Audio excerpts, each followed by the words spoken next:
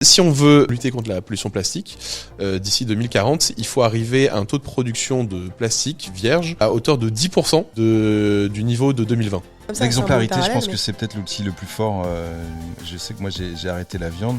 Et en fait, je dis aux gens, faites ce que vous voulez en fait. Je pense qu'il faut qu'il y ait de tout. Il y a des groupes de personnes un peu plus qui ont besoin même d'être un peu plus militants et qui vont s'engager dans des associations qui vont être beaucoup plus militantes. Ils ont besoin de bouger, créer une rupture. On a injecté dans le vivant une molécule à base de pétrole. Le but en fait, c'est de rendre ludique et de prendre le vocabulaire du sport pour embarquer le maximum de personnes sur les économies d'énergie. Bon, j'ai un peu le troué. Est-ce que je m'en rachète un nouveau ou est-ce que je me débrouille pour faire réparer celui-là?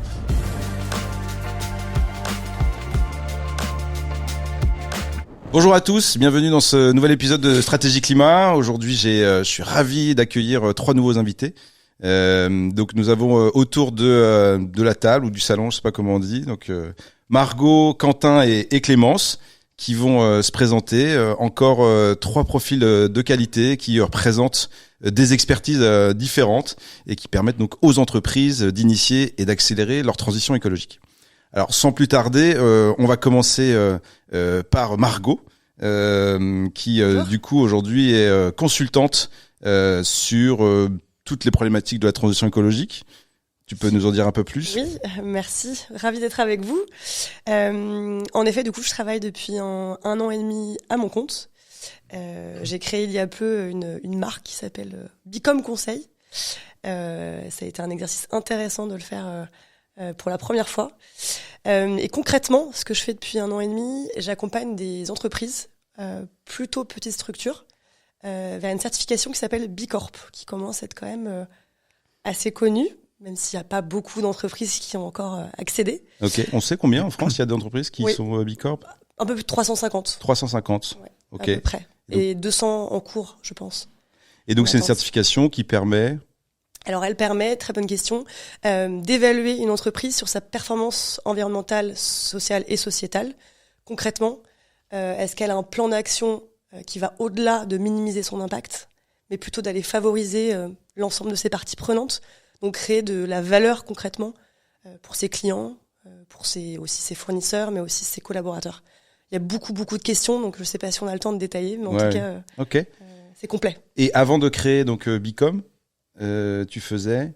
J'ai toujours le fil rouge a été toujours d'être dans la RSE, on appelle ça RSE. Je sais pas si c'est vraiment toujours un mot à la mode, responsabilité sociale des entreprises. Si, je crois, c'est quand même très répandu. On dit impact positif, développement durable.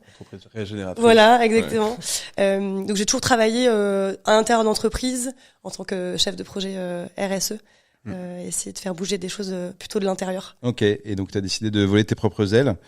Et sur Paris, non, Oui, j'ai toujours été sur Paris, un peu à l'étranger, mais un peu plus jeune. Ok. Voilà. Et après, sur le type d'entreprise que tu croises et qui sont intéressées par le label Bicorp, c'est quoi?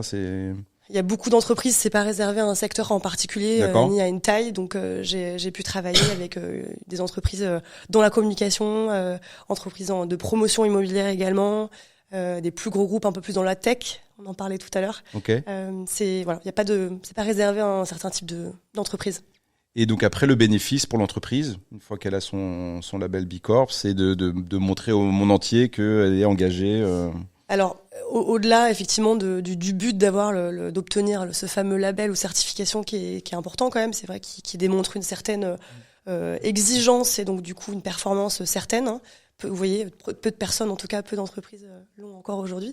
Je pense que ça permet de rassurer pas mal de parler de parties prenantes, de consommateurs, mais aussi des collaborateurs qui peuvent être fiers aussi d'avoir une entreprise qui s'engage dans cette certification. Sur la marque employeur, ça a un impact. Exactement, ouais. Fidélisation ou recrutement de nouveaux talents. On parle que de génération nouvelle, mais c'est vrai. Aujourd'hui, on va bientôt peut-être demander est-ce que cette entreprise est certifiée Bicorp.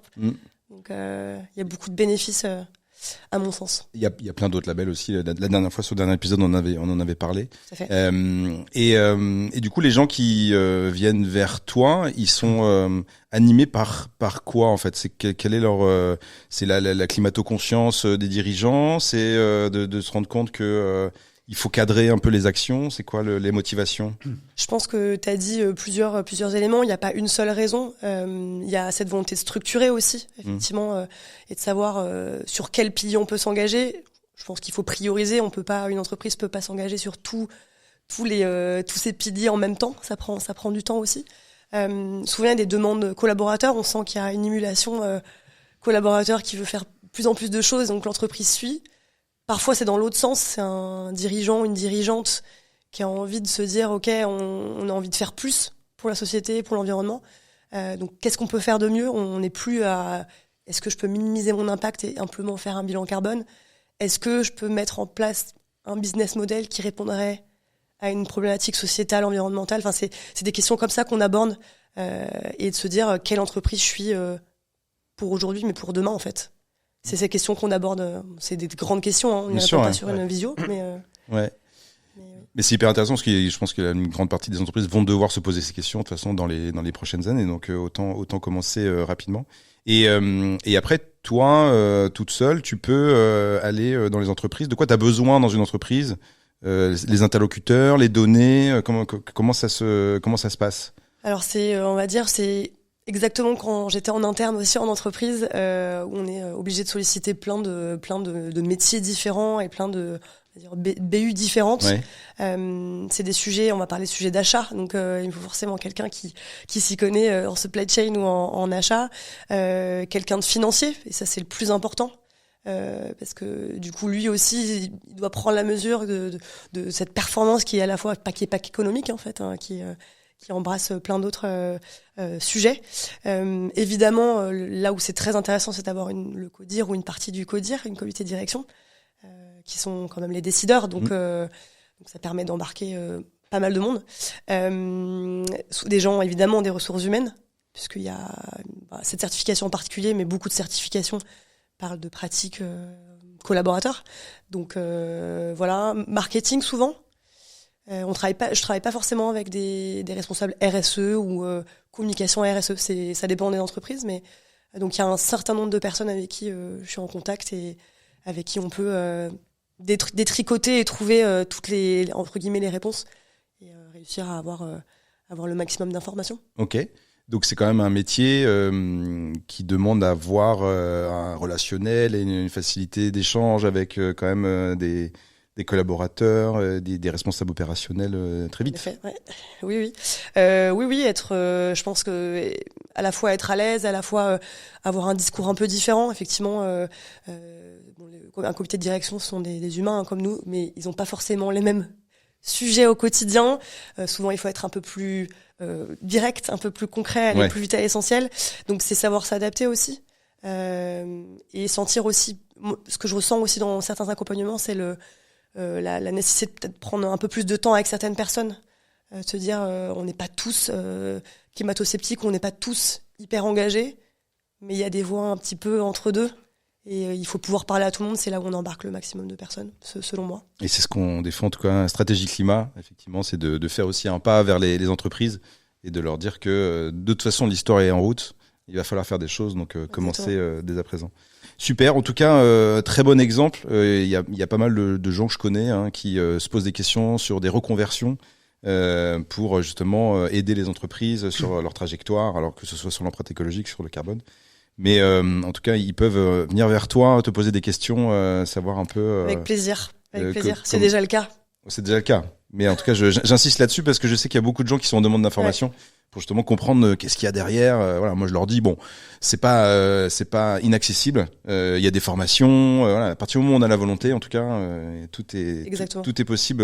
Aujourd'hui, l'écosystème est en place pour ça, quoi. Beaucoup de bon sens aussi. Beaucoup de bon sens. Merci beaucoup, Margot. Je vais passer à Clémence parce que du coup, il y a un lien avec immobilier supply chain. Clémence, donc du coup, toi, tu travailles chez Etyo, ETYO. Et alors, que fait Ethio ? Alors Ethio, on est un cabinet de conseil et d'assistance à maîtrise d'ouvrage, historiquement spécialisé sur les métiers de l'immobilier.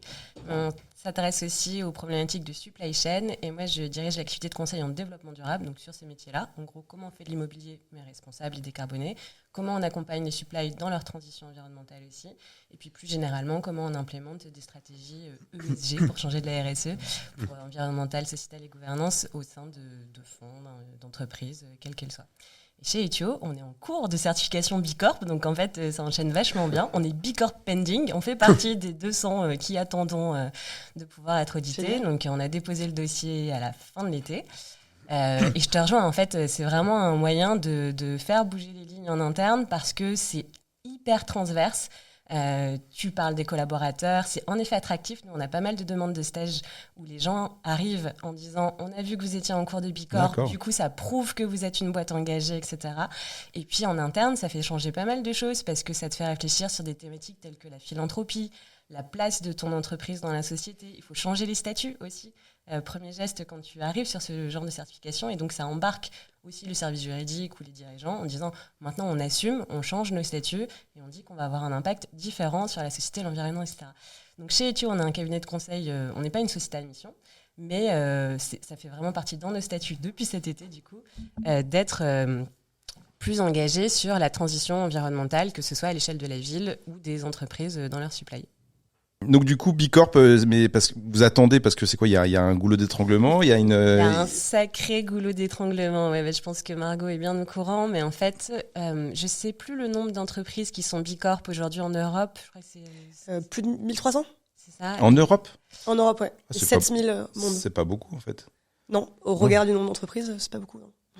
Mais tu as eu une impulsion ces dernières années et une communication très forte sur le sujet qui fait que tu as de plus en plus d'entreprises qui veulent s'y mettre. C'est une démarche qui est lourde, qui justifie en effet qu'il y ait des spécialistes sur le sujet.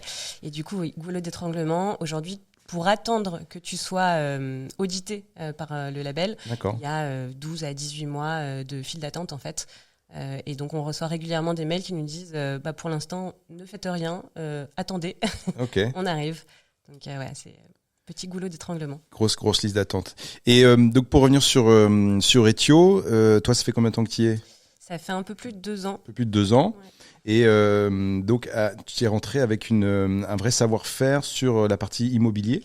Exact. Alors raconte-nous un peu immobilier, c'est quoi les actions, qu'est-ce qu'on propose aux entreprises sur ces sujets-là ? Alors, pour faire ça, je vais te faire un petit retour en arrière. Avant d'arriver côté conseil, moi, j'étais dans le milieu du BTP, donc bâtiment travaux publics, de la construction, puis de l'immobilier, puisque j'ai passé une 12aine d'années au sein du groupe Vinci à piloter des projets modestes ou plus importants, mais toujours sous le prisme de la performance énergétique et environnementale.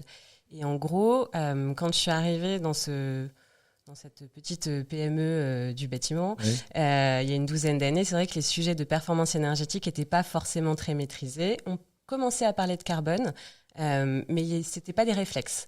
Et la chance que j'ai eue, c'est que pendant 12 ans, j'ai piloté des projets, d'abord plutôt techniques, puis après en termes de management de projet.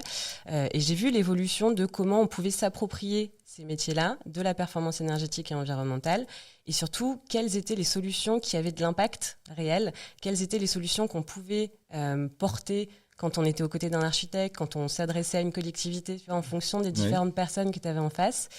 Et donc, quand je suis passée côté conseil, c'est vrai que l'immobilier durable, c'était une évidence pour moi parce que la chance que j'ai eue, c'est que j'ai toujours fait ça. Je ne sais pas faire de l'immobilier traditionnel ou sans regarder les volets de performance énergétique ou carbone. Et donc, du coup, je me suis sentie légitime pour me dire, allez, passons côté conseil pour accompagner les différents acteurs de l'immobilier sur leur transition environnementale et écologique. Comment est-ce que tu fais moins pire ? Comment est-ce que tu fais mieux ? J'aime beaucoup le moins pire. Ok. Est-ce que ça veut dire que par défaut, c'est pas ouf, quoi ? En fait, il faut y aller par étapes.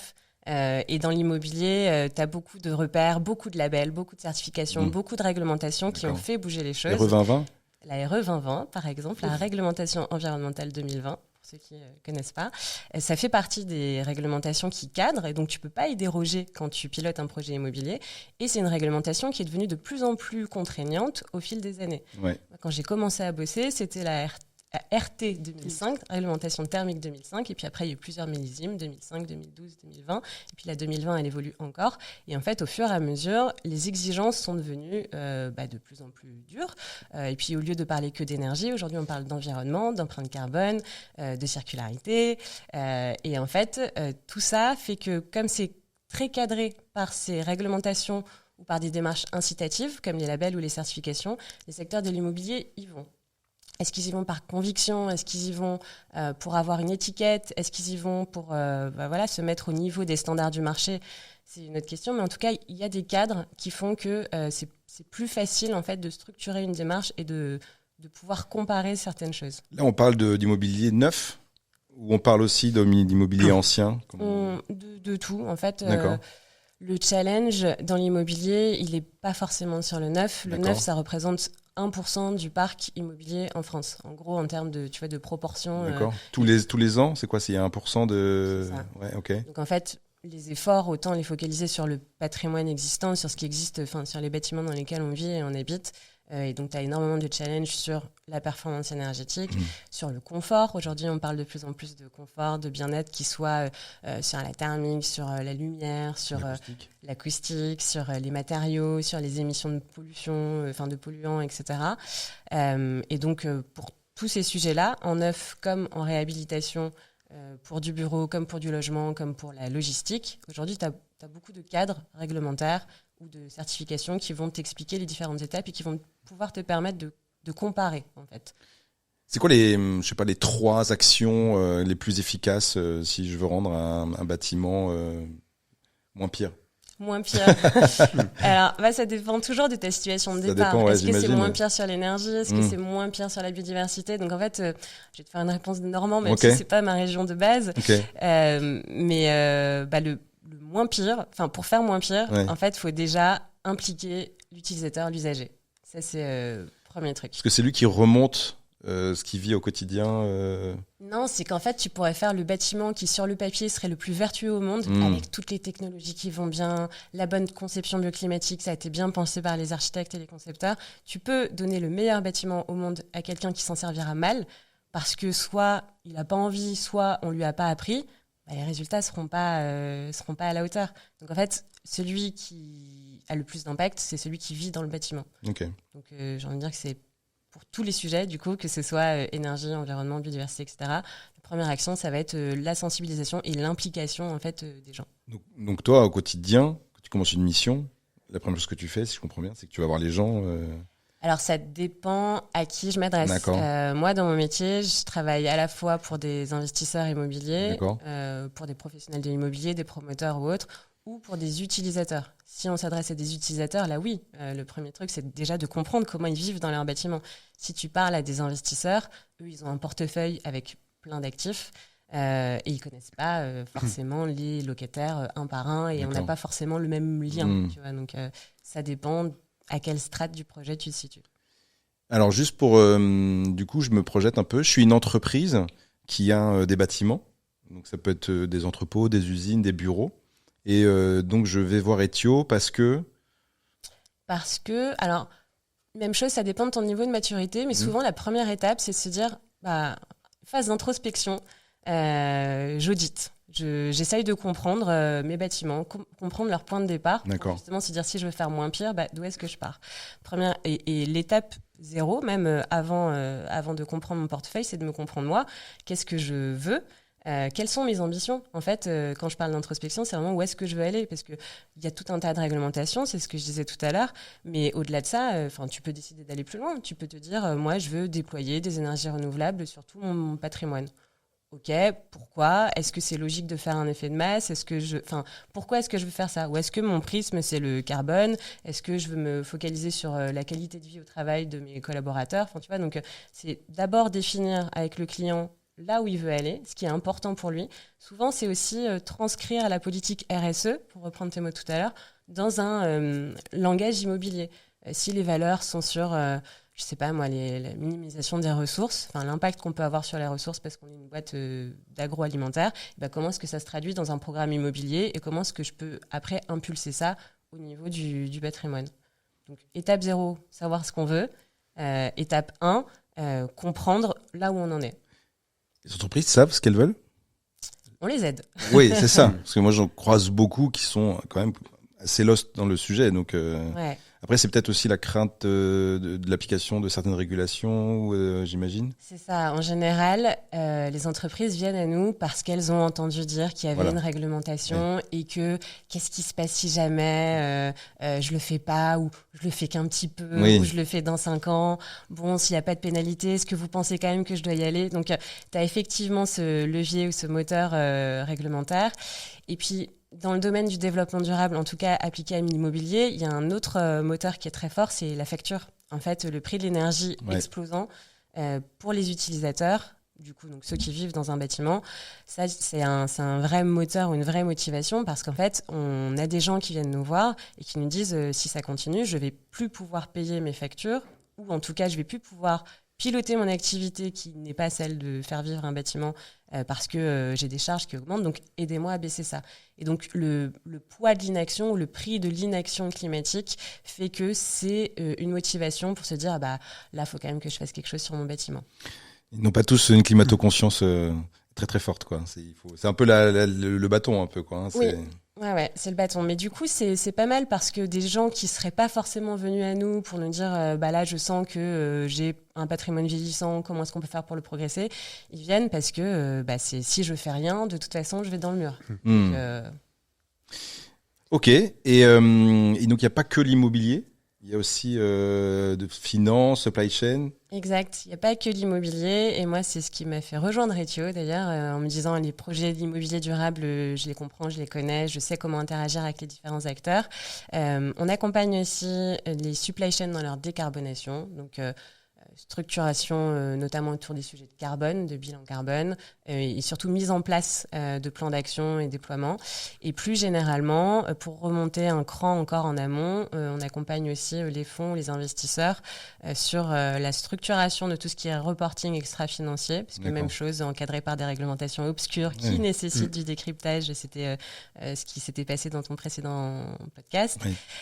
Donc, structuration de tous ces sujets-là, labellisation aussi des fonds. On parle de fonds ISR pour investissement socialement responsable. Donc, on accompagne aussi les acteurs de la finance ou de l'investissement sur leur décarbonation ou en tout cas leur engagement responsable. Donc, c'est très complet. Très complet, c'est très, et puis c'est très métier, hein, vraiment, vous rentrez vraiment dans des... Le but, en effet, c'est de faire du conseil appliqué. Moi, j'aime beaucoup dire qu'on zoome et qu'on dézoome. Donc, il faut savoir dézoomer pour avoir une vision d'ensemble, savoir là où on veut aller, comprendre le méandre réglementaire et se dire, OK, du coup, tes ambitions, on va se les fixer là. Mais après, il faut être pragmatique, rentrer dans le détail. Si on est sur l'immobilier, c'est actif par actif. Quels travaux je dois faire, et puis après on va les piloter, les mettre en place. En tant qu'assistant à maîtrise d'ouvrage, on va pouvoir suivre les travaux. Et en supply ou en finance, c'est pareil, c'est très bien d'avoir des stratégies niveau CODIR, mais derrière, si elles ne sont pas appliquées, appropriées au sein d'une supply par un directeur supply, un directeur logistique, ou au sein d'un fonds par les gestionnaires ou par les analystes, en fait, ça va pas transpercer, quoi. Donc le but, c'est en effet d'avoir une approche super pragmatique de notre conseil, de savoir dézoomer pour avoir une vision d'ensemble et de rezoomer pour avoir de l'impact. Super clair. Donc, je suis une entreprise, j'ai un patrimoine immobilier, j'ai une facture énergétique qui explose. Je vais voir Ethio. Tu m'appelles. Et voilà, je vais voir Clémence qui va m'aider là-dessus. Très bien, hyper clair. On va continuer avec Quentin. Quentin qui travaille chez Circulaire, R''R. Ouais, façon salon de coiffure un peu. Mais bon. Ok. Non, c'était très belle marque. Très belle marque.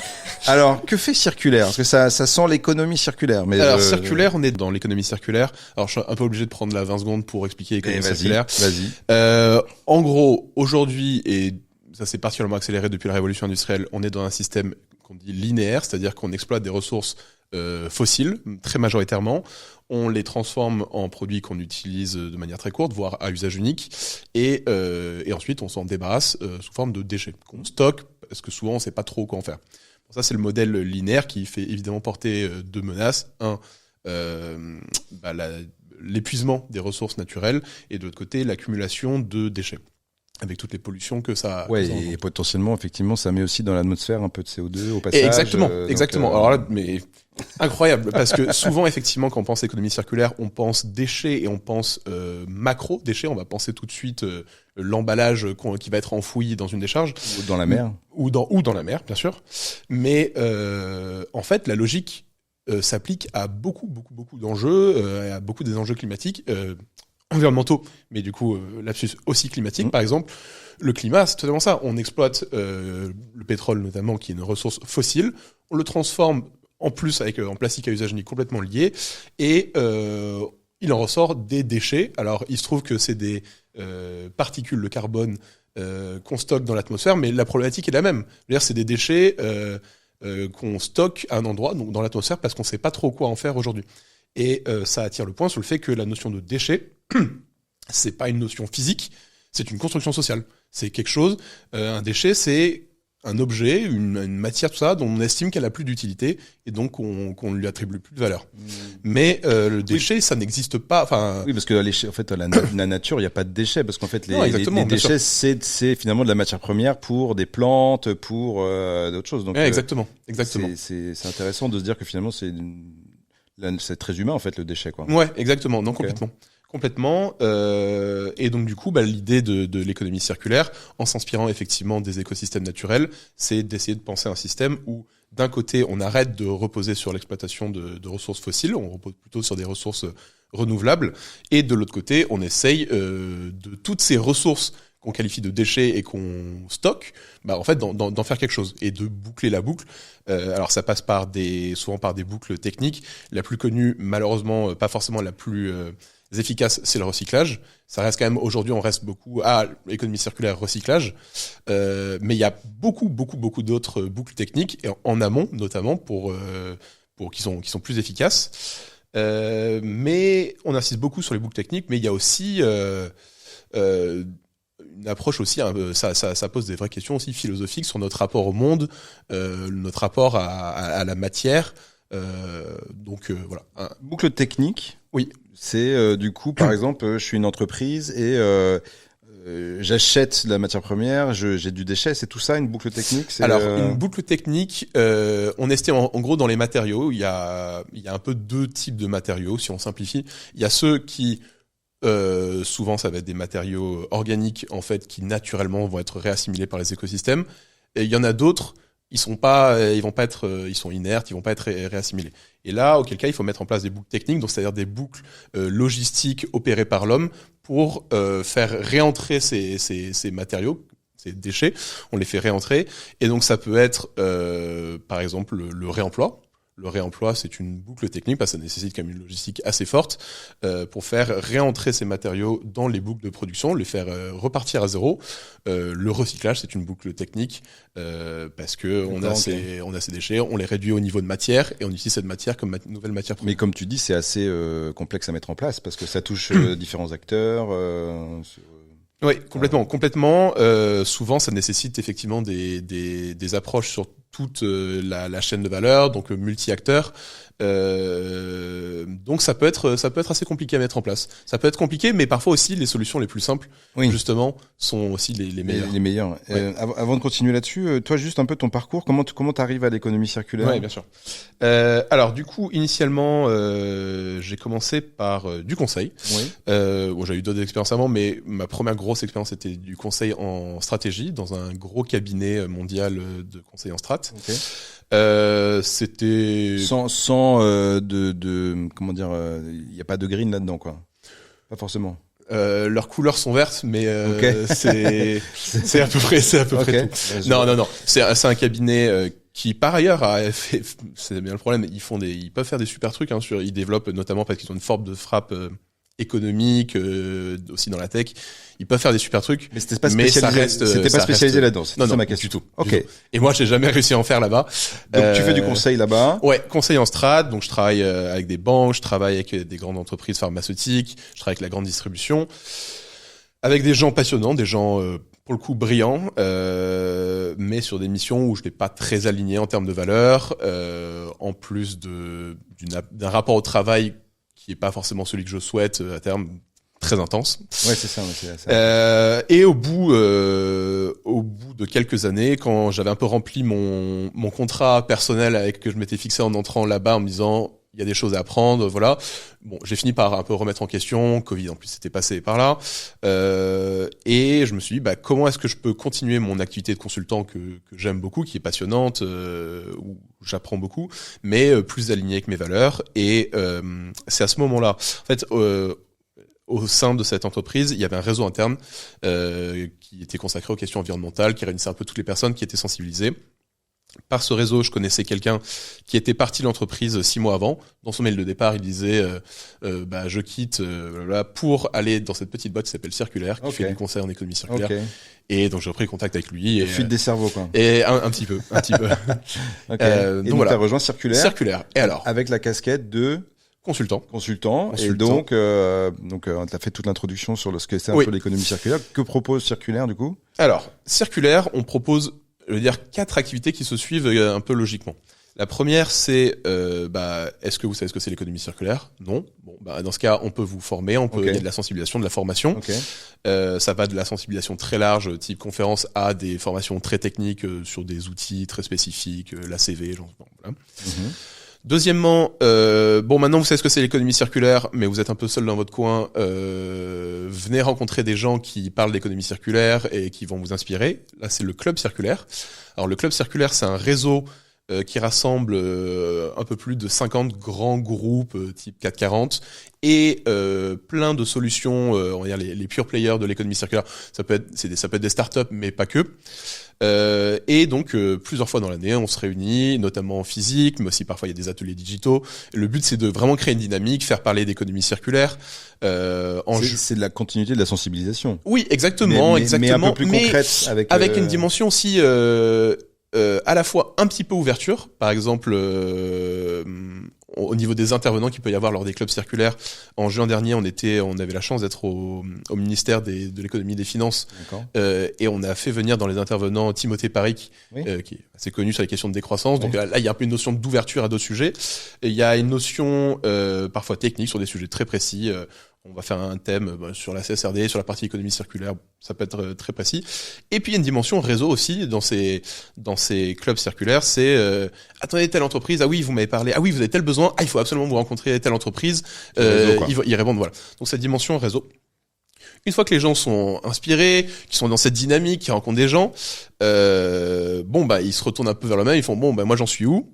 C'est là qu'intervient le conseil. Donc là, le conseil où je travaille, on les accompagne pour mettre en place vraiment des stratégies d'économie circulaire. Donc ça va d'approche assez un peu high level où on va faire un diagnostic au niveau de la boîte. Qu'est-ce que vous faites? Où est-ce que vous en êtes? Qu'est-ce que vous pouvez faire? Quelles sont les opportunités? Ou alors, dans la continuité, faire une feuille de route, un plan strat à horizon 2030. Qu'est-ce que vous pouvez mettre en place? Et puis après, on descend. Des zoom, très bonne analogie. On descend et maintenant, de manière opérationnelle, qu'est-ce qu'on va mettre en place? Et donc là, c'est vraiment tout à fait pratique, les boucles logistiques, d'approvisionnement. Voilà. Ça doit être quand même un sacré. Enfin, quand on rentre, j'imagine sur les shop floors des usines, etc., et qu'on commence à vouloir des données, ça doit être quand même un peu parfois compliqué, non? Les données, non, c'est les données sont là. Un des avantages quand même de l'économie circulaire, c'est qu'on parle quand même avant tout de matière, c'est très pratique. Et donc du coup, oui, on sait ce qu'on achète, on sait. Il y a quand même de la data. Quand on va faire la visite d'usine, c'est très pratique. Et d'ailleurs, souvent, c'est des enjeux qu'ils ont déjà en tête. Parce que ça se relie forcément à des questions, nous on le fait pour des raisons environnementales, mais ça se fait aussi pour des raisons économiques. Bien sûr. Quand je vais voir une boîte qui fait des adhésifs, et donc c'est de la pétrochimie, des grosses boîtes de chimie, ils font des purges dans les systèmes. Dès qu'il y a un problème dans le système, ils sont obligés de tout arrêter, ils purgent, ils sortent tout. C'est des énormes quantités de déchets qui sont difficilement traitables, donc ils doivent payer cher pour envoyer à l'incinération.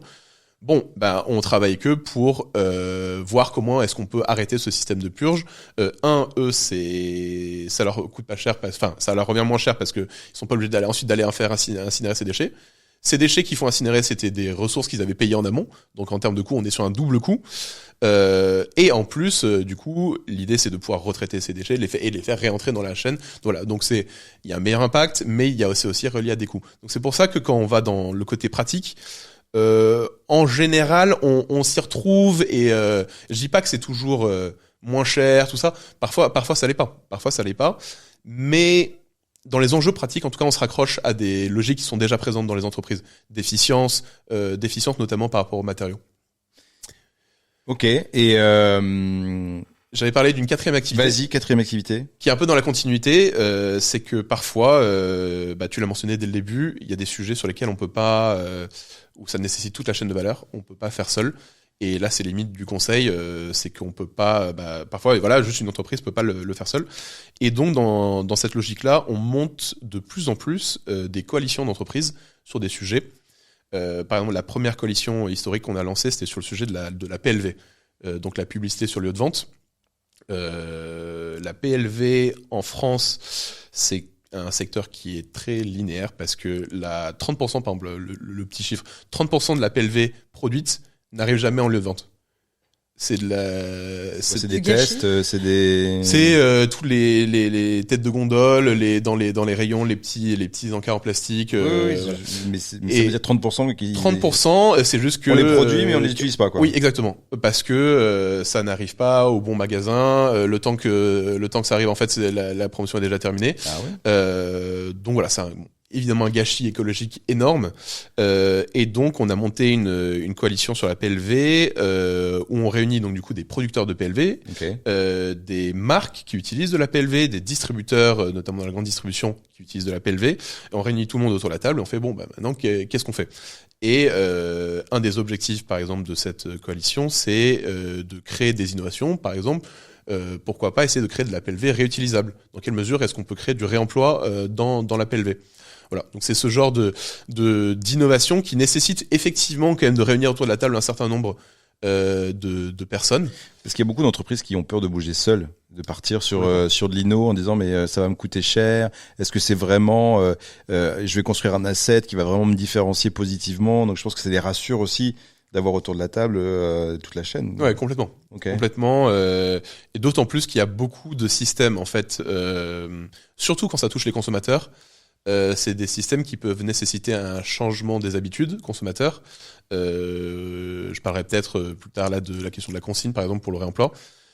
On dépend du consommateur, et du coup, quand on dépend du consommateur et qu'on demande au consommateur de changer ses habitudes, c'est quand même toujours plus facile quand toutes les marques le font. Parce que dans ce cas, c'est pas le consommateur, il n'a pas changé ses habitudes juste pour une marque, auquel cas c'est quand même c'est un peu relou, faut masquer.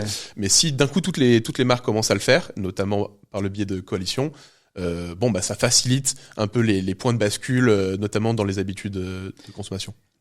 Les entreprises qui viennent voir Circulaire, c'est quand même des entreprises qui produisent du physique, des produits physiques, avec de la matière première en entrée, des déchets. C'est quand même une typologie d'entreprise. Je sais pas. Alors non, c'est vrai. Ouais, le fait est qu'on travaille beaucoup avec des grands groupes, et notamment des grands groupes industriels, mais pas que. Alors déjà dans le club Circulaire, il se trouve qu'on a j'ai mentionné beaucoup de startups qui sont pas forcément des grands groupes industriels, mais dans les grands groupes qu'on va voir, on a aussi par exemple des banques qui se posent la question de en fait comment est-ce que nous on peut jouer notre rôle de financement, de moteur, de rediriger les gens. Okay. Donc ça, eux par exemple, c'est complètement déconnecté, on va dire du matériel, même si évidemment on n'est jamais loin du matériel. Et aussi un point important, c'est que on travaille quand même pas mal aussi avec des entreprises de services. Et là, on pourrait se dire, on commence à être loin du produit, du matériel. Et en fait, pas tant que ça. Déjà, parce qu'on n'est jamais loin du matériel. Le monde est matériel. Oui, mais je veux dire, quand tu es une start-up où finalement tu utilises des ordinateurs au quotidien. Ouais. Si, entre ça, le serveur, etc., c'est des choses sur lesquelles tu peux pas avoir d'impact trop, quoi. Ouais, alors il y a le choix de tes fournisseurs. Ouais. Nous, par exemple, on travaille pour en tant que cabinet de conseil, majoritairement conseil, tout notre matériel IT, on passe par un fournisseur où du coup, on n'est pas propriétaire de nos ordinateurs. Ah oui. C'est tout de la branche qu'on va appeler de l'économie de la fonctionnalité, où tu loues ou en leasing ton parc informatique. Ouais, en gros. Ouais. En gros, avec l'idée que côté fournisseur, vu que il est effectivement dans le leasing, lui, on passe il y a une bascule d'une logique de vente de top line à une logique bottom line, gestion des coûts. En fait, lui, il a tout intérêt à ce que les ordinateurs du coup qu'il fournit durent le plus longtemps. Donc, on va être dans une logique de maintenance, de réparation, ce qui est évidemment au cœur de l'économie circulaire parce qu'on fait durer le plus longtemps les produits. Et donc, tu disais donc c'est un impact, mais je suis d'accord que c'est un impact plus petit, mais bon, c'est. Je pense que quand t'es une entreprise qui produit, tu parlais tout à l'heure de la pétrochimie avec de la colle, des films plastiques, etc. Là, c'est quand même, tu peux te poser des vraies questions, quoi. Ouais, non, complètement. Mais j'insiste juste sur ce point parce que c'est quand même intéressant sur la question de l'économie de la fonctionnalité. Cette bascule aussi qu'il y a entre des producteurs-vendeurs et des producteurs qui deviennent autre chose. Un des exemples les plus connus dans l'économie de la fonctionnalité, c'est sur la question de l'éclairage et des ampoules, notamment à l'aéroport d'Amsterdam, où donc c'était Philips qui était fournisseur des ampoules pour tout l'aéroport. Donc une logique de plus je vends d'ampoules, mieux c'est pour moi. Et depuis, je crois que c'est 2015, ils sont passés dans une logique d'économie de la fonctionnalité où ils leur vendent l'éclairage et pas les ampoules. Et du coup, pour Philips, le nouvel incentive, c'est pas de vendre plus d'ampoules, mais c'est que les ampoules qu'ils ont fournies durent le plus longtemps possible. Donc l'aéroport paye un abonnement. Exactement. Où en gros, tu gères mon éclairage, tu fais ce que tu veux. Exactement. Quoi. Exactement. Et donc du coup, on bascule dans une logique vraiment d'usage et de service. Et c'est pas seulement que de la location, de dire tu loues l'éclairage, parce que du coup, ça s'accompagne vraiment d'une logique aussi d'accompagnement.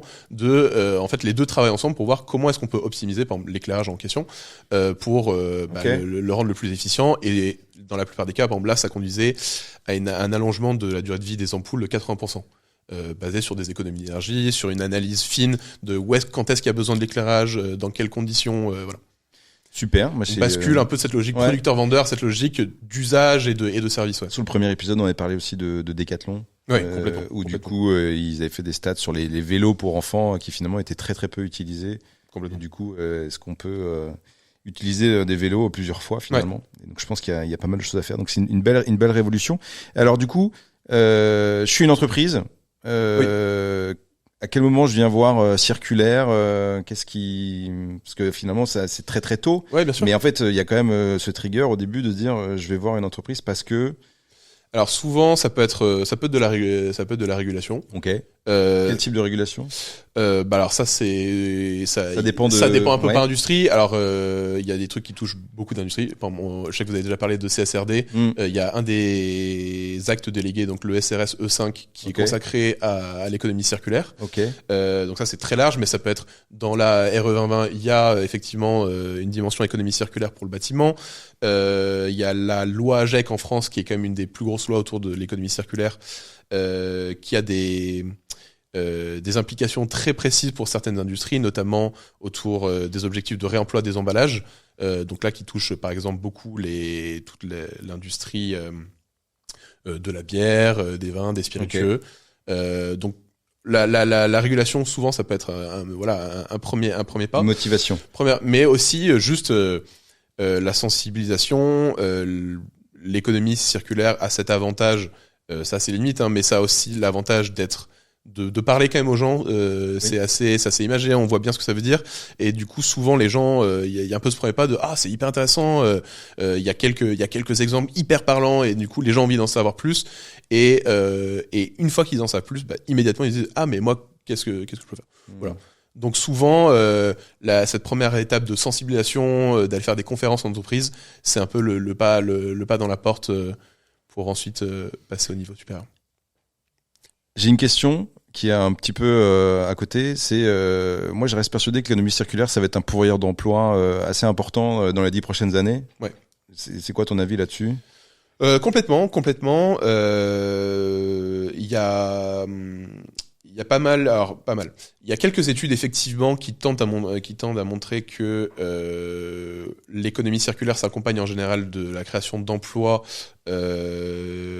qui sont généralement non délocalisables, locaux, que souvent à usage égal à fin égale, la boucle circulaire va nécessiter plus de monde que l'équivalent linéaire qui peut être hyper optimisé. Alors, en ne prenant pas en compte les externalités, tout ça. Mais il y a un côté hyper efficient dans l'économie linéaire qui peut se permettre de tout robotiser, d'éliminer au maximum le nombre de personnes. Dans l'économie circulaire, il y a encore beaucoup de boucles où la technologie n'est pas la solution et de facto ça crée beaucoup d'emplois. Et d'emplois locaux. Donc du coup un appel d'air potentiellement sur ces sujets. Complètement. Il y a un chiffre de McKinsey qui commence un peu à dater. Je crois que c'était de 2018. Je veux pas dire de bêtises. Je veux pas dire de bêtises, mais c'était effectivement le potentiel d'emploi de l'économie circulaire au niveau européen se chiffrait en centaines de milliers d'emplois. Ça m'étonne pas. Bon, beaucoup de choses à inventer. Ouais, super. Merci beaucoup en tout cas pour ces précisions. J'ai beaucoup aimé l'histoire du déchet. C'est vrai que en fait c'est des choses qu'on questionne pas parce que c'est notre quotidien, mais avec un peu de recul, on se rend compte que c'est une vue culturelle, sociétale, en fait, quoi. On va continuer. On a des petits sujets du coup qu'on a choisi en avance. J'ai le premier. Il y a Clémence qui voulait nous parler du championnat de France des économies d'énergie. Alors qu'est-ce que c'est que ça? Parce que moi je connais pas. Alors. C'est pas encore très connu, mais tout est dans le titre. Ouais. Le but, en fait, c'est de rendre ludique et de prendre le vocabulaire du sport pour en fait embarquer le maximum de personnes sur les économies d'énergie. C'est un championnat qui a 10 ans et en fait je voulais en parler parce qu'il y a la remise des prix de l'édition passée qui a eu lieu il y a quelques jours. D'accord. Et cette année pour les 10 ans il y a une nouvelle ligue qui est créée parce qu'en fait comme un championnat de foot, alors j'y connais rien en foot mais ça fonctionne par ligue. Donc t'as la ligue. Ils ont des maillots aussi et tout. Attends, ils ont les écharpes. Ah ouais, d'accord. Ouais, Attention, pas trop de les ultras les ultras ils sont dangereux. Les supporters peuvent être un peu hardcore. Non, mais donc tu as plusieurs ligues. Par exemple, pour les bureaux, pour les logements, si tu as un bailleur social, tu peux participer aussi. Tu as une ligue école, lycée, collège, etc. Et cette année, il y a la ligue État qui vient de rentrer dans la course. Et donc, tu avais la ministre de la Transition écologique qui était présente à cette remise des prix pour dire, voilà, nous aussi, État, on va s'engager. On va engager 300 bâtiments, je crois, de notre patrimoine dans le championnat. Et le but, en fait, qu'est-ce que c'est? C'est de concourir pour dire... Au bout d'un an, voilà les économies d'énergie que j'ai fait par rapport à ma facture initiale. Et puis voilà comment j'ai fait pour y arriver. Donc ça peut être des travaux, mais c'est beaucoup d'usage, beaucoup de sensibilisation. On revient sur ce qu'on se disait tout à l'heure. Et là où je trouve le parti pris super intéressant, c'est que comme c'est un championnat et que toi, en tant qu'usager, t'es impliqué, ça devient un jeu. Et donc tu vas être le premier à éteindre la lumière du bureau quand tu pars. Tu vas vachement mieux accepter la consigne de chauffage à 19 degrés l'hiver parce que tu concours en fait et tu as envie de faire partie de ce mouvement. De gamifier un peu les actions. Complètement. Et c'est vrai que ce côté ludique marche bien. Le concours a quand même 10 ans. Ouais. Ça a été créé par qui au départ? Ça a été créé par une association qui s'appelle l'IFPEB, IFPEB, l'Institut français de la performance énergétique du bâtiment. Et c'est eux qui se sont dit, on va lancer le concours. À la base, ça s'appelait le concours Cube, pour concours usage bâtiment énergie, je crois. Et donc, tu as eu le cube école, le cube bureau, enfin voilà. Et puis, ça a pris de l'ampleur. Qu'est-ce qui a gagné? Le challenge assez sympa. Alors, tu as plein de catégories, enfin, tu as plein de ligues, du coup. Le but, c'est de récompenser les efforts. Donc, je pense que tu as des sous-ligues et des sous-catégories. Le but, c'est pas l'école des fans, hein, tu vas pas remettre un prix. Bien sûr, gagner un audit circulaire. Mais en fait, ce qui a gagné, c'est le fait d'avoir embarqué tes collaborateurs dans un projet d'entreprise qui change un peu. C'est vrai, culturellement, ça enclenche quelque chose. Ouais. Et puis, et ça peut être fait à l'échelle d'un bâtiment de logement aussi. Entre voisins, ils peuvent se dire, allez, on va faire des machin. Ça peut se faire à l'échelle d'un immeuble privé. Enfin, moi, mon immeuble, je peux l'inscrire. Non, si c'est que du privé, c'est compliqué. D'accord. Je pense que c'est plutôt la catégorie logement, je la connais moins. Je pense que c'est plutôt à usage des bailleurs qui peuvent embarquer tous leurs locataires. Ou alors, si toi, tu es un organisme privé, mais que tu peux gérer tous tes locataires, oui. Mais toi, avec tes voisins, je sais pas si on peut s'inscrire. Ce serait assez fun, mais il faudrait vraiment embarquer tout le monde. Pour le coup, il y a peut-être un côté intrusif qui serait compliqué. À gagner, finalement, c'est tout ce qu'on a fait pour arriver là, finalement, c'est la fierté d'avoir fait quelque chose dans du collectif. Et puis, on revient sur le bâton, la carotte de tout à l'heure. C'est la facture, quoi. La facture énergie qui, normalement, a diminué. Oui. Et ce qui a été constaté là sur la dernière édition, c'est qu'en fait, en moyenne, les gens en un an arrivent à faire autant d'économies que ce que t'imposent les lois d'ici 2030. Donc en fait, en France, tu as un décret qui est passé qui s'appelle le décret tertiaire, qui demande aux propriétaires ou aux locataires de bâtiments tertiaires, donc bureaux, enfin non-logement, quoi, de plus de 1000 m² de s'engager, facture à l'appui, sur une diminution de leur facture de 40% d'ici 2030. Tout le monde vient nous voir en disant « Ah, c'est super compliqué, 40%, c'est énorme, etc. » Et dès que tu rentres dans le jeu, en fait, les 40%, tu les as en une année. Moi, c'est ce que je dis souvent aux entreprises que je croise, c'est qu'on se rend pas compte, mais cette trajectoire, elle va être assez facile dans les 10 prochaines années. Moi, j'ai l'impression que déjà, optimiser le gaspillage, boucher les fuites, etc., aujourd'hui, c'est des pertes colossales de matières premières, d'énergie. Donc, je suis pas surpris que finalement, avec des actions assez simples, on gagne ça. Ça va être un peu plus dur dans une dizaine d'années et après, parce qu'on va peut-être rentrer un peu plus dans les modèles d'affaires. Mais en tout cas, je trouve que c'est génial parce que ça gamifie quelque chose qui peut paraître comme une contrainte.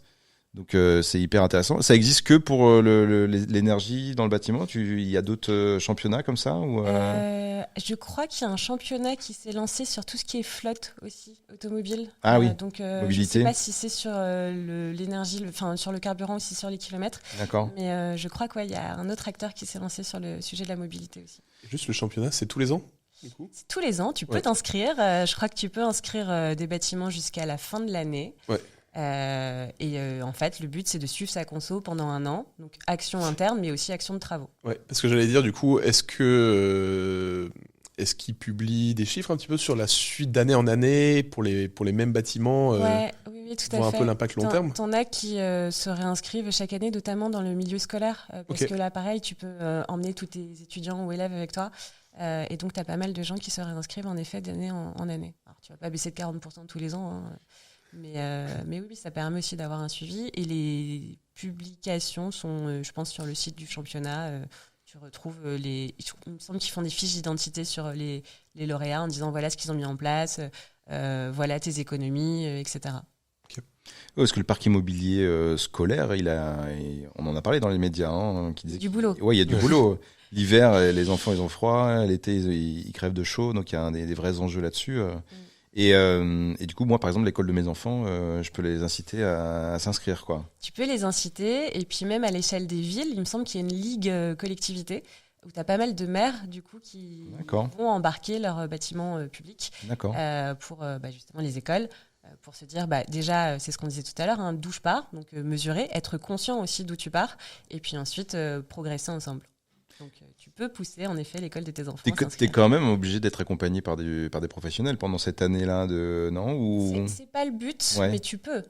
Si tu veux avoir une performance plus importante, tu peux, notamment pour définir quels seraient les travaux à faire, comment les planifier, quelle est la priorité, qu'est-ce qui aura le plus d'impact. Oui, mais le but premier, c'est vraiment mettre en place l'envie et ensuite déclencher la motivation.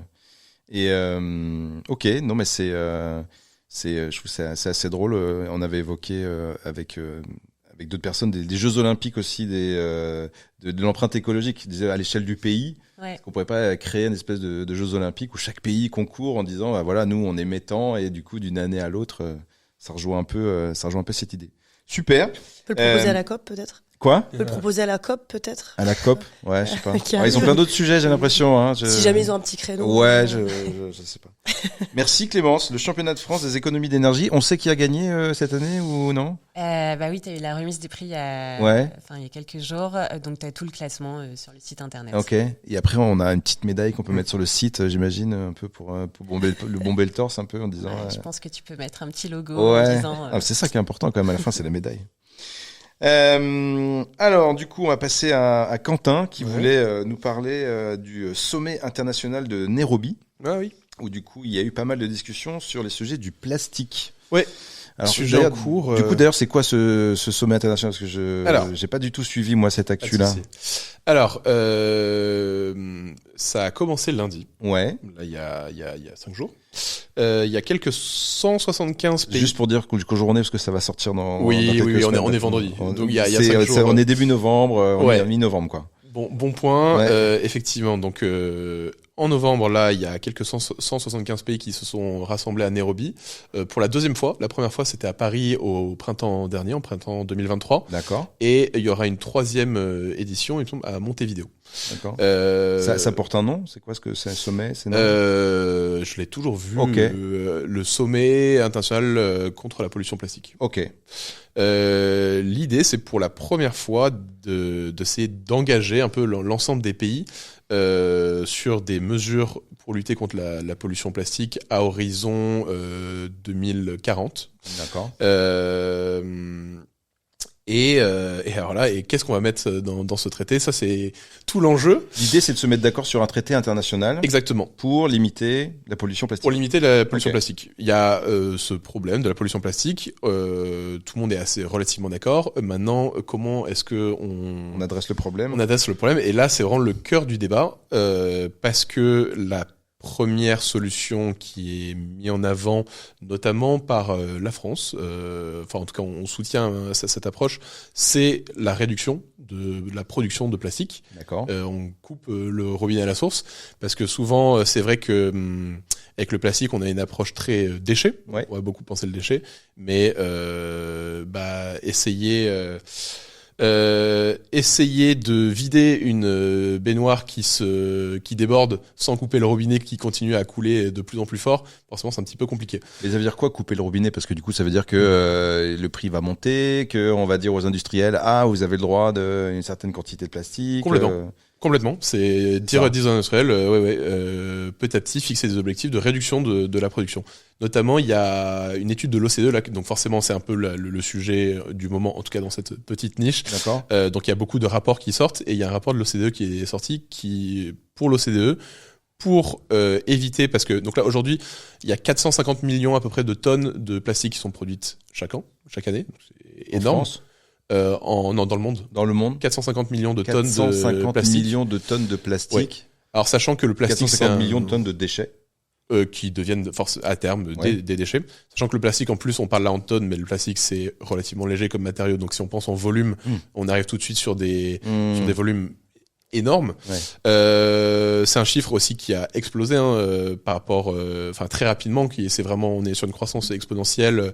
450 millions, ça a triplé par rapport aux années 60. Et on prévoit que ça triple d'ici 2060. Il y a une inertie qui fait que de toute façon ça s'arrête pas, quoi. Si on ne remédie pas dès maintenant, effectivement, on part sur une courbe vraiment exponentielle. Et l'OCDE, du coup, ils disent, si on veut réduire, effectivement, lutter contre la pollution plastique d'ici 2040, il faut arriver à un taux de production de plastique vierge à hauteur de 10% du niveau de 2020. Donc, il faudrait réduire d'ici 2040 de 90% la production de plastique pour commencer à se dire qu'on arrive peut-être à résoudre le problème. Donc on est vraiment sur un c'est taré, parce que 90% c'est quand même c'est énorme. Ouais. Mais ça veut dire que dans notre usage au quotidien, il y a beaucoup de choses qu'il faut transformer et ne plus utiliser de plastique et le mettre. Complètement. Les alternatives après quoi. Ouais. Alors ça moi c'est peut-être le sujet qui me passionne le plus à propos du plastique. Je pense que le premier truc à rappeler sur le plastique, c'est que c'est une des inventions quand même les plus incroyables de l'humanité. C'est un matériau génial. Le plastique, c'est léger. C'est fantastique. C'est fantastique. Il y aurait pas les externalités, il y aurait pas la pollution. C'est quand même, donc c'est léger, c'est pas cher, c'est transparent, c'est étanche, c'est plastique, donc malléable, tu peux lui donner la forme que tu veux. C'est une révolution incroyable. Et ce qui justifie qu'on ait basculé dans les années 70 notamment dans le tout plastique. Et aujourd'hui, le plastique est partout et on a du mal à imaginer le monde d'avant pour aller vers le monde d'après. On a du mal mais on y a été et il y a pas si longtemps, quoi. Ça a été un des acteurs du confort, je pense qu'on a aujourd'hui, le plastique. Complètement. Complètement. Mais le pétrole à la base, c'est déjà une énergie assez folle. Oui, bien sûr. C'est liquide, c'est transportable, c'est un pouvoir d'énergie. Les deux sont en lien, mais effectivement, le plastique est au matériau ce que le pétrole a été à l'énergie. C'est une révolution folle. Bon, le problème, c'est que entre-temps, on se rend compte que qu'on maîtrise pas très bien la fin de vie du plastique. On la maîtrise même maintenant. On sait pas trop la question des microplastiques. C'est un truc que je trouve assez fabuleux sur la question de microplastique, on entend beaucoup parler on en a retrouvé dans du placenta, on a retrouvé dans du sang de bébé, d'un fœtus, on ingère une carte bleue toutes les semaines. Ça, c'est des chiffres qu'on entend. Le truc, c'est qu'on a encore un peu du mal à déterminer les effets de santé à long terme.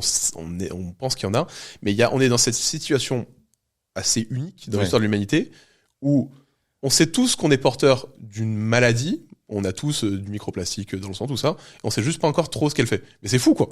On est tous porteurs d'un virus. On a injecté dans le vivant une molécule à base de pétrole, quoi. C'est ingérer les trucs, quoi. Et on est tous porteurs de ce virus, entre guillemets, mais on sait pas encore trop les effets long terme. Et là, bon, voilà. Donc, pour revenir sur le sommet, une des premières mesures donc qui est mise en avant, c'est de dire peut-être il faut réduire assez drastiquement et se poser la question de comment est-ce qu'on va organiser nos sociétés pour sortir du plastique. Le problème, c'est que ça, c'est vraiment évidemment au cœur des négociations, notamment les pays de l'OPEP sont pas très favorables à cette approche par la réduction de la production et donc du coup vont plutôt proposer des approches moins contraignantes où on fixe des objectifs globaux, chaque pays doit proposer une feuille de route pour atteindre ses objectifs, mais bon, forcément c'est moins contraignant et Est-ce que ils vont parler de d'autres types de matériaux, parce que du coup ça paraît un peu étrange de dire on parle d'autre chose que du plastique, mais couper la production de plastique pour peut-être remplacé par quelque chose d'autre qui apporterait, on parle de... Débrouillez-vous. 90% en moins, débrouillez-vous. L'économie circulaire, c'est aussi d'aller chercher ce que la nature nous offre aussi déjà. Est-ce qu'ils vont aborder ça Alors, pendant le traité, il me semble pas, mais évidemment que c'est... Toi, quand on parlait tout à l'heure dans l'économie circulaire, les entrants, les sortants, tout ça, c'est une histoire de matière à disposition et d'équilibre effectivement des matières à disposition. Donc un des grands sujets liés à la sortie du plastique en France, notamment par la loi AGEC, vous en avez déjà parlé au niveau européen avec la Packaging and Packaging Waste Regulation qui fixe des objectifs de réemploi, on se pose la question par exemple de retour à la consigne et notamment la consigne par le verre. Le verre, ça a l'avantage d'être étanche, un coût énergétique à la fabrication, recyclable à l'infini. Ouais. C'est très lourd aussi à produire. Voilà. En revanche, le verre c'est très lourd, donc d'un point de vue carbone, c'est pas la panacée. Et puis le verre, c'est fait à base de silice. Oui. Il y a un vrai sujet aussi sur le sable. Complètement. Le sable, c'est aujourd'hui on estime que l'humanité, chaque année, il y a à peu près 100 milliards de tonnes de matériaux qui rentrent dans l'économie mondiale, majoritairement des matériaux fossiles. Et le sable, on estime, alors c'est un peu dur à déterminer parce que ça repose beaucoup sur de l'économie souterraine, et donc c'est des proxys qui sont utilisés, mais on estime que c'est à peu près 50 milliards de tonnes de sable qui sont exploitées chaque année. Ouais. C'est difficile de se rendre compte de ce que c'est, mais je sais que j'ai vu des papiers sur le fait que on allait tout droit vers une situation compliquée où en fait on utilise tellement de sable que complètement. Alors majoritairement du coup dans le bâtiment, mais aussi un peu dans le verre, dans les circuits électriques. Oui, par exemple, et pour comprendre le problème qui nous arrive sur la question du sable, pour justement cette question un peu de comment est-ce qu'on gère les matériaux, et voilà, de penser le demain. L'exemple que je prends toujours, c'est le Burj Khalifa. Oui. Et Dubaï de manière plus générale. On se dit que c'est quand même un pays qui manque pas de sable, quand même. A priori, à part le pétrole, c'est une des matières qu'ils ont le plus à disposition. Mais ce qu'il faut savoir, c'est que le sable qu'on utilise dans le bâtiment, tout ça, c'est pas n'importe quel type de sable. Et par exemple, le sable du désert ne convient pas. Donc, par exemple, le Burj Khalifa, tout le ciment pour construire cette immense tour, c'est du sable importé d'Australie. Ce qui est voilà pour parfait. Un peu marquer quand même on est pile dedans là. Mais voilà, donc non, la question évidemment qu'on veut sortir du plastique, mais effectivement aujourd'hui le plastique est vraiment partout et se pose vraiment la question de comment on va faire après. Bon, le sommet international de Nairobi qui va donc parler de ça et qui vont essayer de nous soit trouver des solutions, soit nous imposer finalement des targets. Mais une fois qu'on a posé des targets, souvent les solutions, quand on est forcé à trouver une solution, on trouve des solutions. Moi, j'avais vu là que sur les émissions, on devait être à je sais pas combien, moins 43%, et en fait on est à plus 2, donc bon. oui. Je pense qu'il va quand même y avoir un peu des décalages. On va passer à Margot qui voulait nous parler de point de bascule, qui est en gros ce chiffre qui dit qu'à partir tu vas nous raconter, à partir d'un certain nombre de personnes qui changent d'habitude. Alors c'est pas moi qui l'ai inventé évidemment, et d'ailleurs ce chiffre, alors, on parle de 10%. Pour ce point de bascule, je crois que c'est ni un chiffre scientifique ni une théorie avérée. On parle parfois de 3,5%. Le chiffre est pas important. C'est simplement pour dire qu'à partir d'un moment, on arrive à une masse critique de personnes, donc qui changent d'habitude. Qui changent d'habitude, et par mimétisme social, on arrive à embarquer le reste. Dans tout ça, dans cette théorie, je crois que c'est Malcolm Gladwell, c'est un journaliste américain, mais il y a d'autres aussi théories là-dessus, qui ont étudié plein de changements structurels, culturels, etc., historiques, sur plein de sujets différents, pas forcément que climatiques. Hein. Je crois qu'il parlait d'ailleurs d'un endroit qui était avec un haut taux de mortalité ou de criminalité, etc., et qui d'un coup a basculé. On ne sait pas pourquoi, donc aller chercher derrière les événements. Et basculer dans la criminalité ou au contraire dans la dans une baisse de crimes importants. Et pourquoi en lien avec la baisse beaucoup plus de propreté, de graffiti enlevé. Ok. Un truc de fou, faut lire, faut vraiment je lise. Et c'était lié à ça, en fait. C'était lié à ça, à un contexte, à un environnement qui fait que. Et pour moi, je trouve que voilà, au-delà du chiffre, ce que je trouve intéressant là-dedans, et ça fait lien à tout ce que vous disiez aussi, c'est que il y a toujours quelqu'un, enfin une masse critique, ou en tout cas de personnes qui doivent engager un peu la marche, commencer un peu à bouger. C'est toujours un peu plus dur. Je pense d'ailleurs, c'est dans ces personnes-là, les écolos, qu'on appelle les écolos, ceux qui sont, on appelle souvent, qui sont dans le Larzac, un peu paumés, etc. Militants. Voilà, les militants, on voit toujours ce côté écolo de la mauvaise manière, mais il faut ce type de personnes, un peu de meneurs, pour monter un peu la voie. Ils n'ont pas la science infuse, ils n'ont pas raison sur toute la ligne. En tout cas, ils ont envie que les choses bougent. Et c'est parce que ces personnes bougent qu'ils entraînent autour d'eux des amis, des collègues, de plus en plus, et que le cercle, c'est comme la goutte d'eau dans l'océan qui fait des vibrations. Pour moi, c'est une histoire de vibration aussi, et d'envoyer un peu des bonnes choses et des bonnes idées autour de soi, qui fait que ça fonctionne. Et pour le climat et pour les questions d'environnement, c'est la même chose. Je le vois depuis des années, rien qu'autour de moi. Je parle pas que professionnellement parlant. Mes amis, s'ils l'écoutent, regarderont peut-être cet épisode et rigoleront, mais se moquer de moi en disant t'inquiète pas, ce soir, enfin pour la soirée, on va recycler. Alors je dis alors vraiment, chacun fait ce qu'il veut. Moi je suis pas là pour donner des leçons. Ouais, ils aiment bien chambrer. Voilà. Hein. Moi j'ai la même chose aussi. Voilà, et il faut qu'il y ait de l'humour aussi. C'est pas un sujet. Mais aujourd'hui, il y en a qui montent des sociétés. En disant voilà, je vais faire peut-être du commerce éthique, je vais faire attention à comment est-ce que je vais produire, ou même je vais monter une société qui traite de ces sujets, et je trouve ça génial, et tant mieux que ça aille dans ce sens-là. Mais il faut toujours qu'il y ait un petit microcosme de personnes, qui commencent, qui embarquent le reste, et ça fonctionne. La cigarette, ça fonctionnait comme ça. L'exemplarité, je pense que c'est peut-être l'outil le plus fort. Je sais que moi j'ai arrêté la viande, et en fait je dis aux gens, vous faites ce que vous voulez en fait, mais par mimétisme social, et il y a des gens qui vont me regarder et puis ils vont se dire mais c'est bizarre en fait, parce que pourquoi, et en fait on va entamer une discussion, et voilà, tu fais ce que tu veux, il y a pas de, mais effectivement si j'ai fait ça, c'est qu'il y a une très très bonne raison, il y en a plein d'ailleurs, mais je suis tout à fait d'accord avec toi et ça devient à la mode, et tant mieux, et la norme elle est jamais indéfinie. Enfin, il y a un moment donné, la norme, elle change.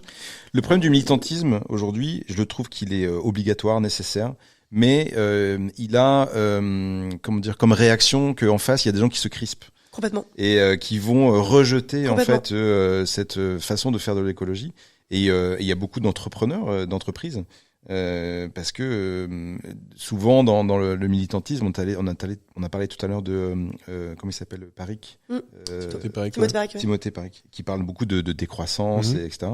Et je pense qu'en fait il y a beaucoup d'entreprises en face qui disent mais en fait moi si c'est ça l'écologie, j'en veux pas, parce que moi j'ai des actionnaires, je dois gagner de l'argent et tout, etc. Donc ce discours-là, la décroissance, moi je le comprends, et de toute façon on y va gentiment parce que on est forcé par l'énergie, les matières premières et tout, etc. Mais je pense qu'il y a beaucoup d'entreprises qui se disent non mais on va trouver un autre moyen, et Je précise sur ce point quand même, circulaire de manière générale, on a tendance effectivement à plutôt mettre en avant un discours positif, engageant, qui donne envie aux gens. Mais quand même, pour une nuance qui est quand même importante, Timothée Paris qui porte un discours donc sur la décroissance. Donc c'était, on l'a fait venir au ministère des Finances en juin dernier, devant un parterre des entreprises. La BNP, Schneider, le groupe Bell, enfin des grands groupes, voilà. La plus longue ovation qu'on a entendue dans tous les clubs circulaires. Ouais. Et un mec qui est venu leur parler de décroissance à des groupes industriels qui ont une feuille de route quand même assez longue devant eux pour changer leur modèle. Les gens quand même peuvent adhérer même à un discours qui peut être un peu plus militant. Je suis d'accord. Je pense qu'il faut qu'il y ait de tout. Il y a des groupes de personnes un peu plus qui ont besoin même d'être un peu plus militants et qui vont s'engager dans des associations qui vont être beaucoup plus militantes. Ils ont besoin de bouger, créer une rupture beaucoup plus entre guillemets violente. Il faut des gens comme ça pour que ça bouge et que ça fasse du bruit aussi. Il faut d'autres gens qui prennent ce prisme, comme tu dis, un peu plus doux, ou en tout cas en expliquant peut-être la réalité du problème ou ce qui pourrait être apporté aussi de positif.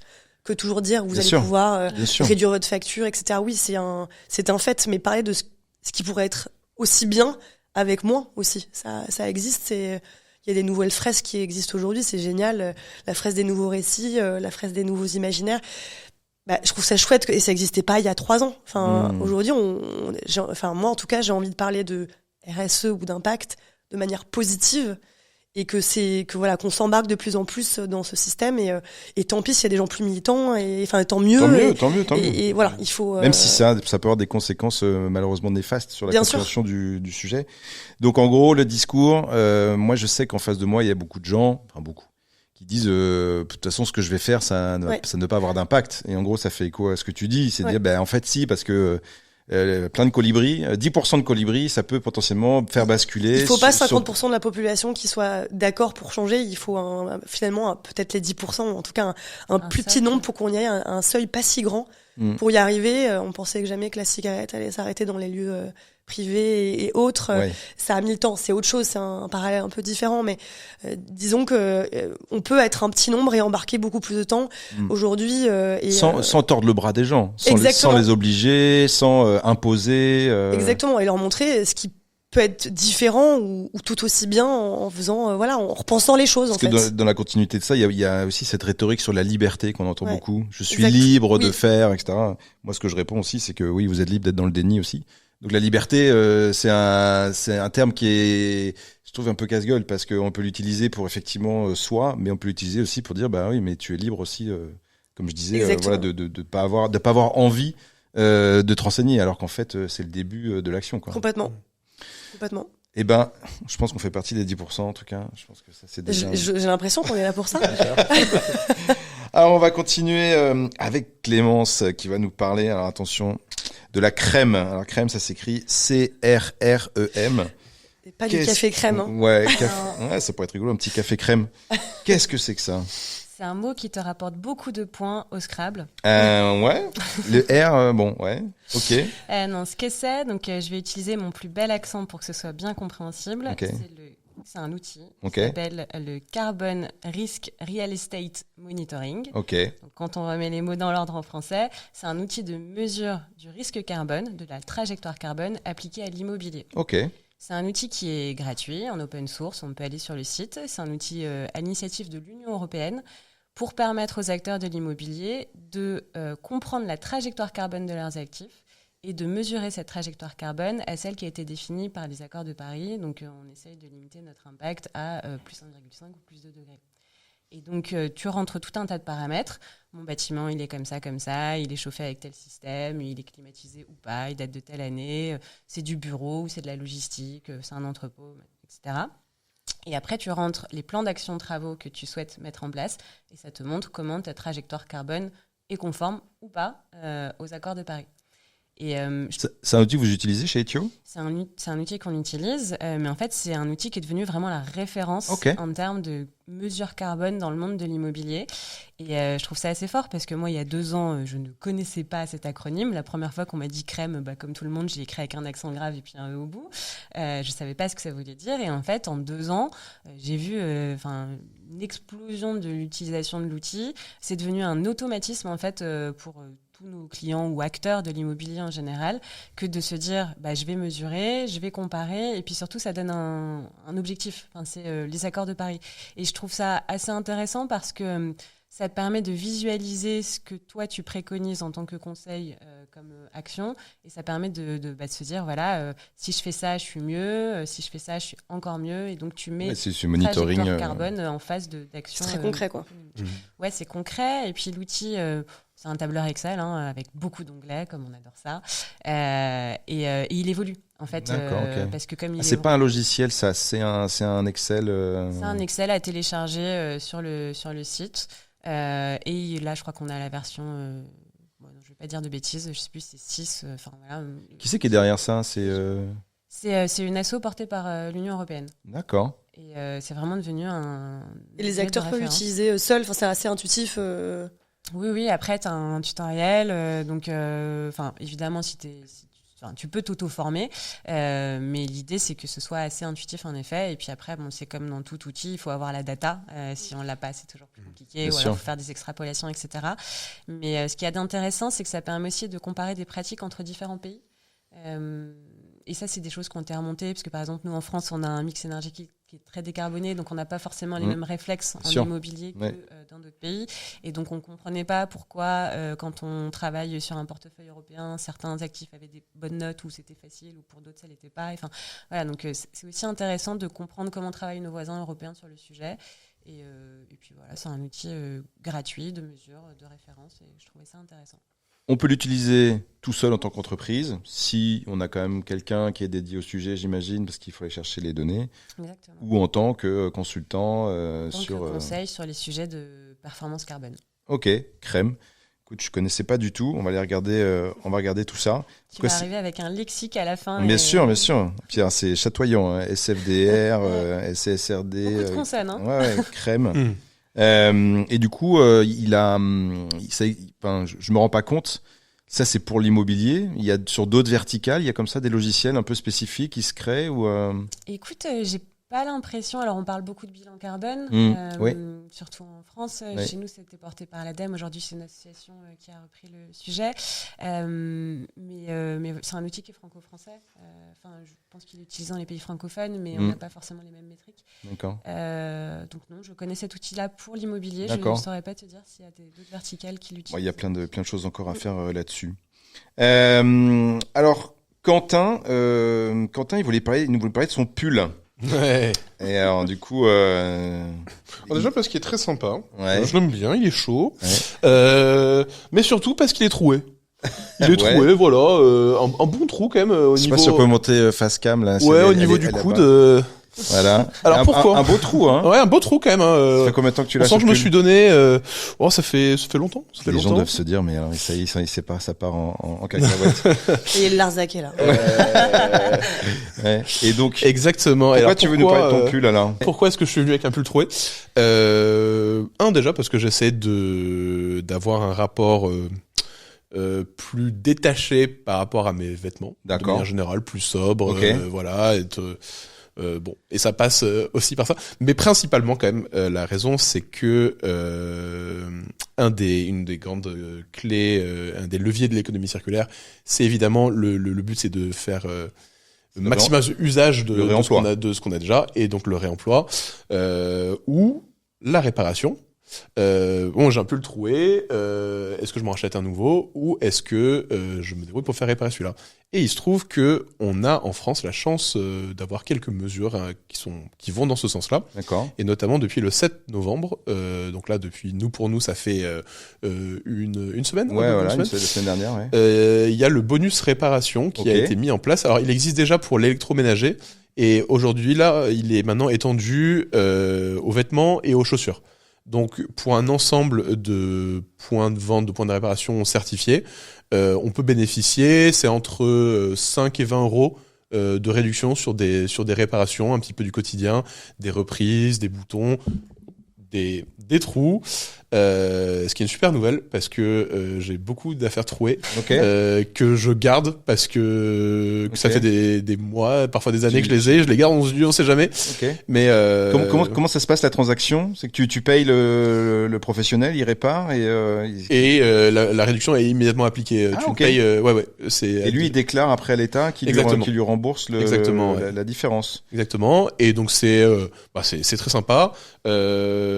C'est évidemment, ça a pour but déjà peut-être de sauver la profession de cordonnier, qui est une des professions en France qui est le plus en voie de disparition. Ah ouais, c'est en faut savoir, je crois que c'est sur les 10 dernières années, ça a été divisé par 2, le nombre de cordonniers. Parce que les cordonniers, souvent, de plus en plus, sont des personnes âgées, qui s'approchent de la retraite, ils sont pas remplacés. Bon. Au-delà. Métier manuel. Et puis peut-être la demande, parce qu'effectivement, avec la fast fashion, en fait, on jette. Exactement. On n'a pas forcément le réflexe. On n'a pas. C'est toujours une histoire de convenience. C'est qu'est-ce qui est le plus facile. Et parfois le neuf c'est plus facile. Mais du coup, des mesures comme ça, ça aide. Ça aide à franchir le pas. Typiquement, moi, je suis quand même particulièrement sensibilisé sur l'économie circulaire. Et malgré ça, j'ai beaucoup. Alors, je garde mes affaires qui sont trouées, mais j'ai pas forcément le réflexe de dire. Je me dis qu'un jour je vais faire, mais j'ai pas encore ce truc où je franchis le pas. Là, il se trouve. Le bonus réparation, je me suis dit, je vais tester. En plus, j'ai de la matière à faire réparer. Je vais aller tester. Donc là, tout à l'heure, on va voir le cordonnier et on lui dit, je voudrais appliquer le bonus réparation. Il connaît. Alors du coup, je vais tester. Mais oui, c'est des gens qui sont certifiés par l'État, donc eux-mêmes sont au courant qu'ils sont certifiés. Tout le monde, tous les cordonniers de France sont moi, j'ai un cas d'application, c'est les enfants. Hein. Parce que moi, les pantalons, ils sont aérés. Hein. Donc, effectivement, ça pourrait être un moyen de faire la durée de vie des pantalons, si on peut. Complètement. On va retrouver les ronds en cuir comme quand moi j'étais petit. Du coup. On réparait déjà. On réparait déjà. Mais oui, non, mais tout, plus dans les années, la fin des années 70 et tout, c'était vraiment à la mode. On avait les patchs en cuir. En fait, on fait un retour en arrière. On a la consigne en verre, les patchs. Mais bien sûr. Mais ça fait partie du coup de toute cette rhétorique aussi des gens qui veulent pas avancer, de dire mais en fait on régresse. Et non mais il faut je comprends. Il faut aussi à travers ça réenchanter le futur en disant on régresse, en même temps on va dans un futur qui nous tue collectivement. Donc exactement. Et puis on récupère des bonnes idées d'avant en fait, c'est juste ça, c'est pas revenir en arrière. Oui, mais c'est vrai que c'est plus contraignant d'aller chez le cordonnier, de dire que j'ai mon bonus réparation que de jeter. Oui, c'est vrai. Ou souvent on dit mais de toute façon je donne à des associations donc c'est Mais pourquoi Et ça c'est un point moi que je trouve vraiment passionnant dans l'économie circulaire et sur les déchets. Pourquoi est-ce que c'est plus facile? C'est parce que, et là il y a, je veux pas aller dans une polémique, mais il y a une responsabilité de l'État, en fait, qui nous déresponsabilise de notre rapport aux déchets. On est dans un système aujourd'hui où les déchets sont invisibilisés, c'est-à-dire que je le jette, à partir du moment où je ne le vois plus visuellement, il n'existe plus pour moi. Et donc du coup, je n'ai pas du tout conscience de tout ce qu'il peut y avoir derrière. Quand il y a la greffe des poubelles. Exactement. Et ça, là, tu te dis mais en fait, on produit génial, quand même une quantité astronomique de. Génial. Moi, j'avais pour projet un moment pour faire le test, un peu pour rigoler, puis pour documenter, d'arrêter de jeter mes poubelles pendant voire un mois. Tu vois, pendant un mois, j'entrepose mes poubelles dans un coin de l'appart, mais j'arrête de les descendre pour voir un petit peu le volume que ça prend et un peu me rendre compte. Il se trouve qu'au moment où je réfléchis à faire ça, grève des éboueurs. Ah ouais. Génial. J'ai pas le faire moi-même. Ça se faisait dans la rue. C'était une montagne. C'est toi qui as déclenché ça. Exactement. J'ai passé un coup de fil aux éboueurs, On va faire une expérience. Vous allez voir, on va bien se marrer. Effectivement, dès que les déchets sont plus invisibilisés, on se rend compte de la. Ah non, mais moi j'étais effaré. Dans les rues, quand tu vas sur Google Maps, dans certaines rues, c'était le moment où il y avait la grève des poubelles. Donc ils ont pris, donc tu vas dans certaines rues, tu retrouves un peu cette atmosphère. Qui effectivement rend visible en tout cas nos déchets et c'est assez... Bref, vous avez des vêtements un peu usés, des enfants, je vais essayer. Vous pouvez aller voir des cordonniers qui sont des réparateurs de vêtements qui sont certifiés ou ça se trouve très facilement sur internet. Sur internet, il y a des listes, des cartes sur Google Maps et voilà, on va. Génial. Super intéressant. Moi j'y passe tout à l'heure là. Du coup. Pour finir, Margot, tu vas nous parler d'un film. Qui aujourd'hui est en préparation. Ce film s'appelle Inaction. Inaction. J'ai l'impression que c'est moi qui vais le faire. Ouais. Non, c'est génial, je me sentais dans la peau là. J'ai très envie d'ailleurs d'être. Non, c'est effectivement un projet qui est sorti et qui est l'idée par 2 personnes, Célia et Léo, que vous allez voir sur les réseaux sociaux, je pense, pas mal, qui avaient déjà fait un tour d'Europe en 2018, je sais plus exactement quand, peu importe.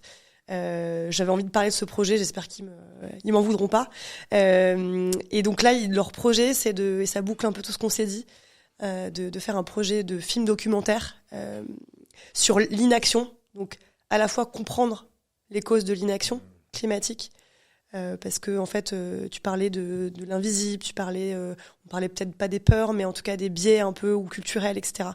On a tous des blocages humains, historiques, etc. qui nous empêche de prendre l'action, de faire une action. Le confort, ça anesthésie beaucoup quand même. Beaucoup, mais il y a beaucoup d'autres facteurs qu'on n'imagine même pas qui nous bloquent, ou en tout cas qui nous empêchent d'aller plus vite. Donc ils vont aller un peu regarder ça sur un tour d'Europe en van. Ils ont fait en sorte que ce soit quand même un peu plus empreinte carbone un peu plus réduite. Tout ça pour dire que ils vont regarder un peu les causes de l'inaction, en tout cas essayer d'aller interroger des gens sur ces sujets, mais aussi de voir des gens qui ont dépassé un peu ces peurs ou ces biais et qui ont soit monté des projets, soit qui ont peut-être transitionné, etc. Je sais pas exactement parce que c'est en cours, ouais. Et ils sauront mieux en parler que moi. Je voulais juste un peu en faire la pub parce que je trouve que ce sont pas les seuls certainement, mais ça me touche beaucoup ce genre d'action et de projet. Ça prouve qu'il y a des choses positives qui se passent. Il n'y a pas que du légal, il n'y a pas que de l'économique aussi. Il y a plein de gens qui ont plein de bonnes idées. On ne sait pas encore ce qui va être inventé.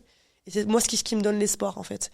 Tout à l'heure, je parlais des 10% de gens qui pouvaient changer les choses aussi, qui entraînaient les autres, ou de ce genre de film. Il y en a plein qui existent. Il y avait Demain avec Cyril Dion qui a eu bonne presse parce que c'est des gens qui sont connus. Mais c'est chouette que des gens moins connus le fassent aussi.